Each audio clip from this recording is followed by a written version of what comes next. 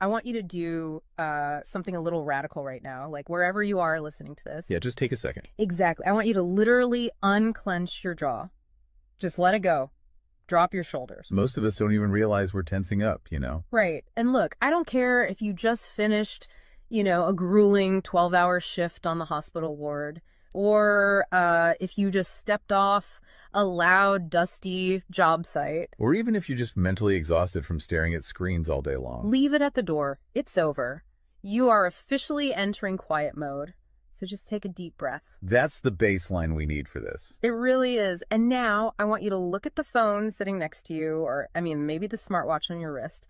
Every single time that screen lights up, every time it buzzes, it steals exactly 23 minutes of your life. Welcome to the deep dive. It really is a staggering number to confront when you put it like that. 23 minutes Yeah. from one buzz. Yeah, because we tend to measure interruptions in like the seconds it takes to glance at a screen, right? Whoa! We completely ignore the massive cognitive debt we incur the moment we look away from our deep work. And that cognitive debt, that is exactly the central target of our mission today. Okay, let's unpack this. We are exploring The Sovereign Architect's Guide by Chillstar 08.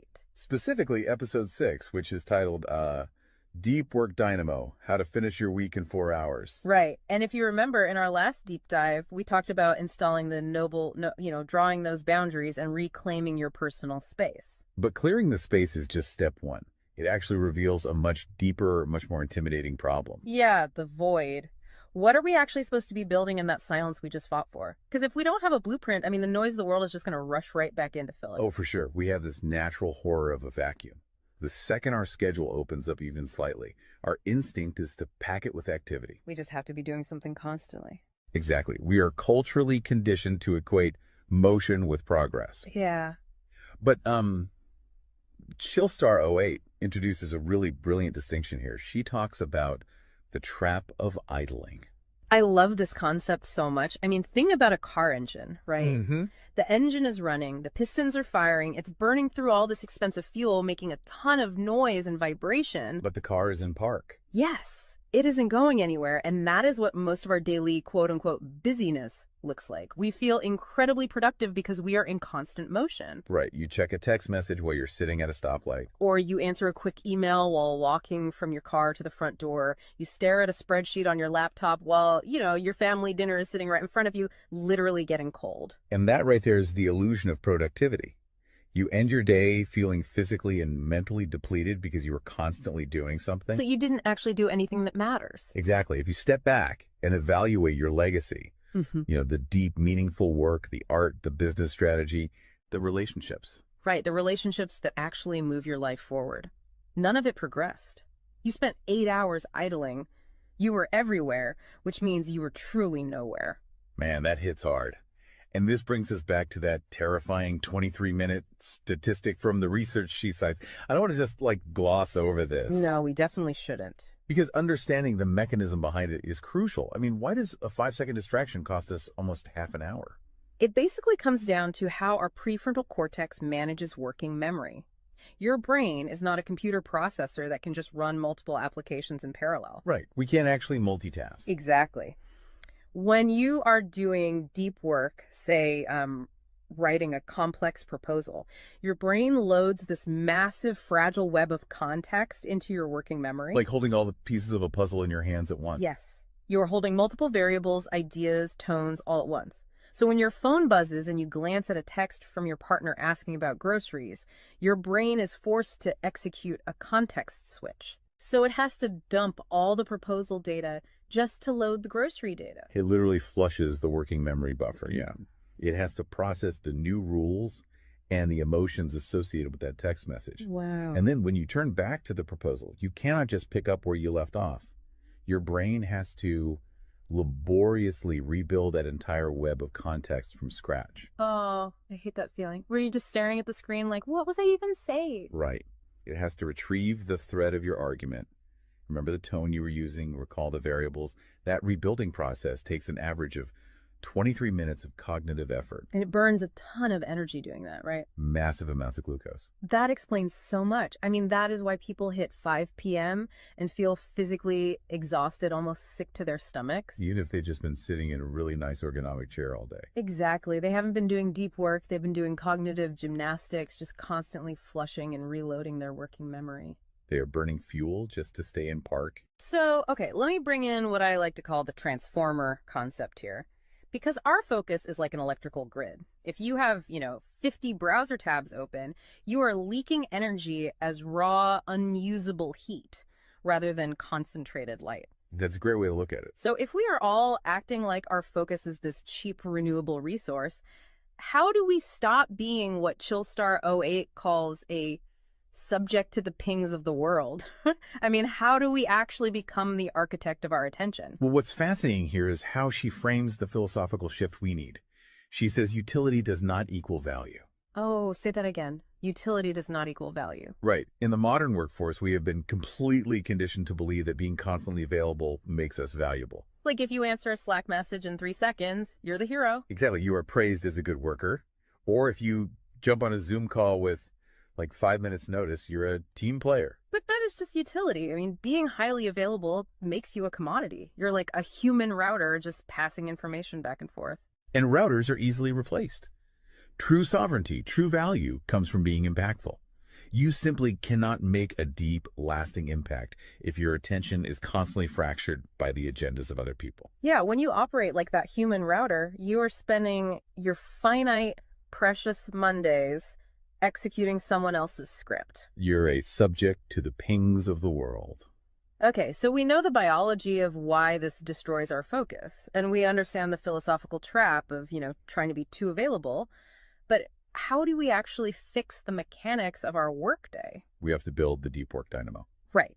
So think of your attention like water pressure. If you poke 50 tiny holes in a garden hose, open browser tabs, email notifications, group chats. The water just trickles at the end. Exactly. You cannot wash a car with a trickle. You're just making the driveway wet. That's true.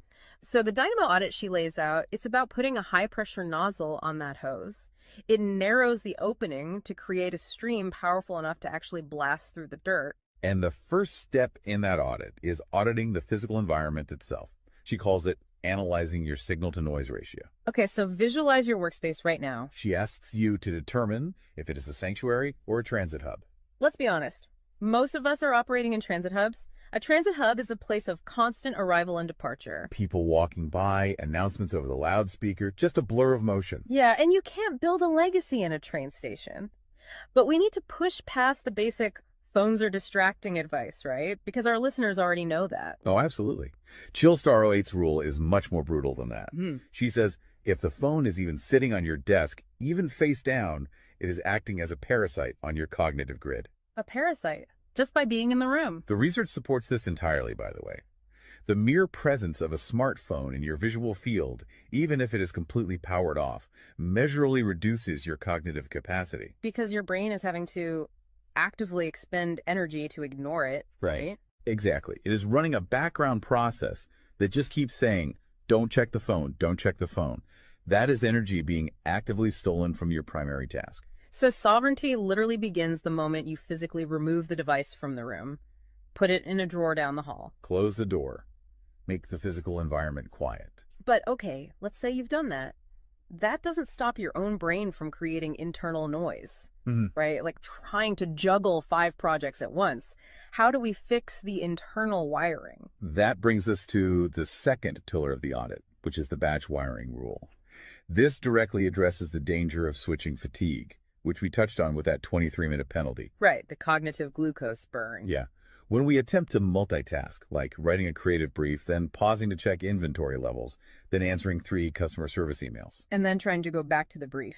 Right. We are grinding our mental gears to dust. We are switching between entirely different cognitive states. Because creative writing uses a completely different part of the brain than calculating inventory, obviously. They require entirely different operating frequencies. So the batch wiring rule dictates that you must group similar tasks together based on their cognitive load. Okay. And you do not switch the current until that specific type of work is completely done. You do all your deep analytical thinking in one high voltage And burst. then you save all your reactive administrative stuff for a separate lower voltage block later in the day. Precisely. It's all about staying in one gear. Like if you are driving up a really steep hill, you don't constantly shift between first gear and fifth gear. You lock into the gear that provides the right torque and you just ride it out. That's a perfect analogy. But okay, here's where it gets really interesting. This leads to the third pillar of the audit, and this is where I actually need to seriously push back on the source material a bit. She calls this the zero access window. Ah, yes. This is usually where the resistance starts for people. Because it sounds impossible for a normal person. She says you cannot just plan to be focused, right? You have to legally schedule it. You have to lock in one sovereign hour. Yeah, 1 hour where you are legally dead to the outside world. No boss, no family, no, hey, do you have a second for a quick question? Just you and the blueprint. It's extreme, yes. But let's do a reality check here. I mean, I see how that works for a solo digital entrepreneur or a freelance writer, but what about someone whose literal job description is to be available? Right, like an IT support specialist. Or a floor manager, or a nurse on a ward, or even, a parent at home with a toddler. How do they justify just vanishing? It feels like this advice only applies to a very specific, privileged type of worker. That is the most common and, frankly, the most valid hurdle to this entire system. But we really have to look at how the principle scales, and we have to look at the internal psychology of the worker. Okay, walk me through that. First, let's address the context of Chillstar '08's own life.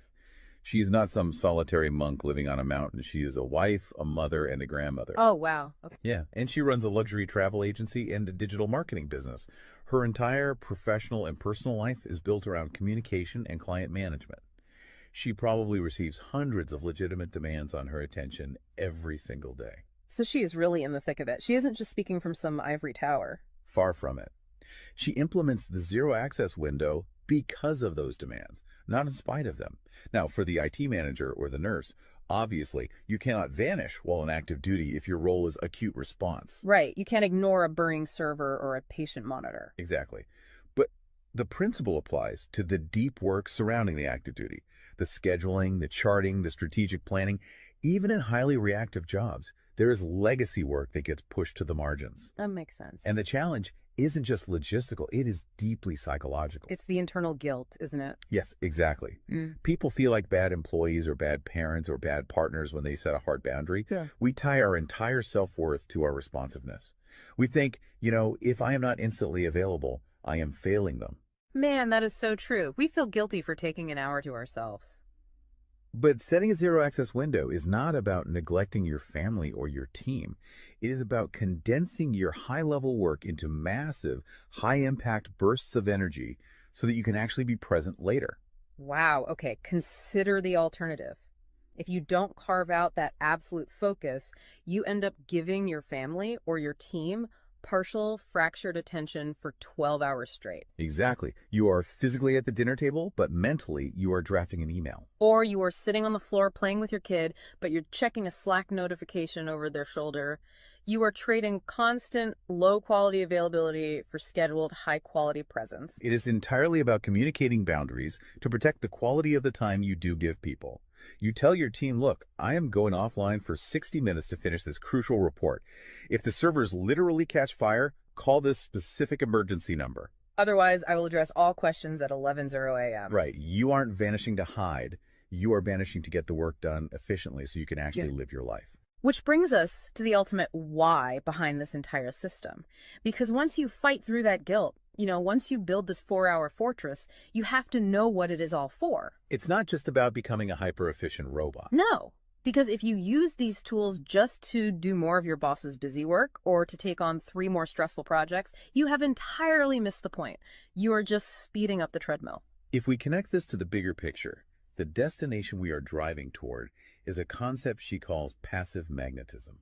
Okay, break down passive magnetism for us, because it sounds a bit abstract. Think of it as the gravity your work generates when it is undeniably good.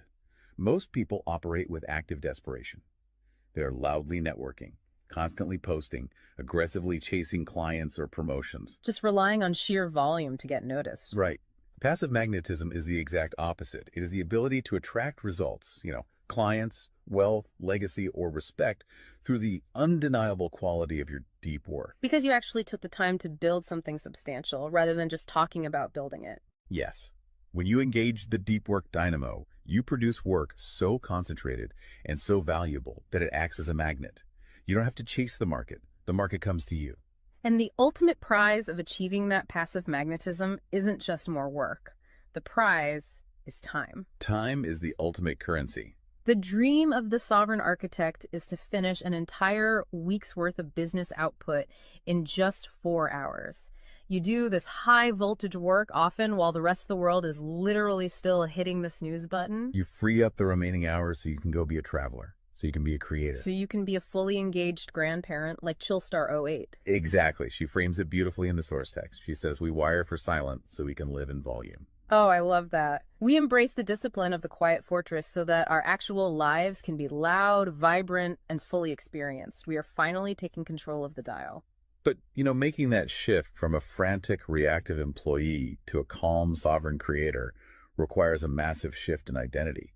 You have to tune your mind before you sit down to do the work. It is really difficult to just sit down at a desk and instantly command your brain to perform deep work, right?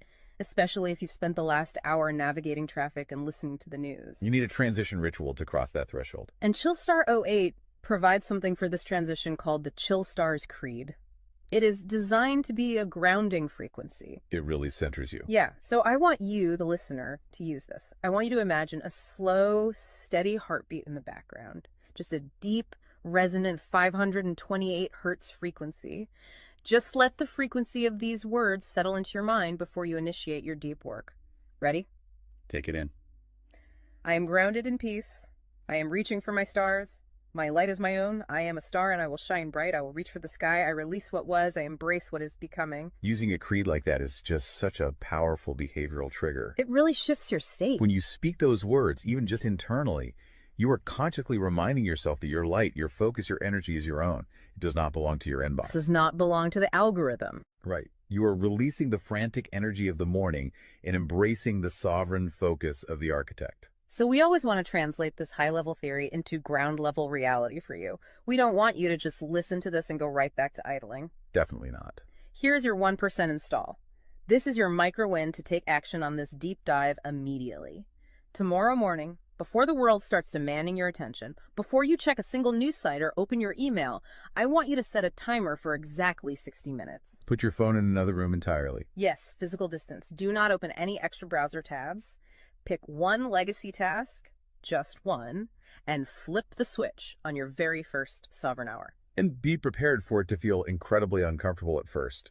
Your brain will crave the dopamine hit of a notification. Oh, you will feel an almost physical itch to check your messages. But if you can sit in that silence, if you can endure that initial friction, you will watch the dynamo start to spin. You will enter that flow state, and the old blueprints of hustling and grinding will be completely burned away. And look, if you want the actual templates to automate this piece, the specific tools and step-by-step guides to build the system out completely and protect your location-independent freedom, you can join the Sovereign Fortress on the Chillstar 08 school community. All the blueprints are there waiting for you. They really are. As we wrap up this deep dive, I want to leave you with one final thought to explore on your own. We have spent this entire session talking about the mechanics of work. We've talked about condensing your week's output into just 4 hours of pure, undistracted focus. But if you actually achieve that, you're going to be faced with a beautiful, kind of terrifying question. What's that? Who are you going to become in the remaining 164 hours of your week? What if your true legacy has absolutely nothing to do with what you produce while you are busy, but entirely to do with who you are when you are finally completely silent? Wow. Unclench that jaw. Drop those shoulders. Step into the quiet. Go be great and flip the switch. We'll see you on the next deep dive.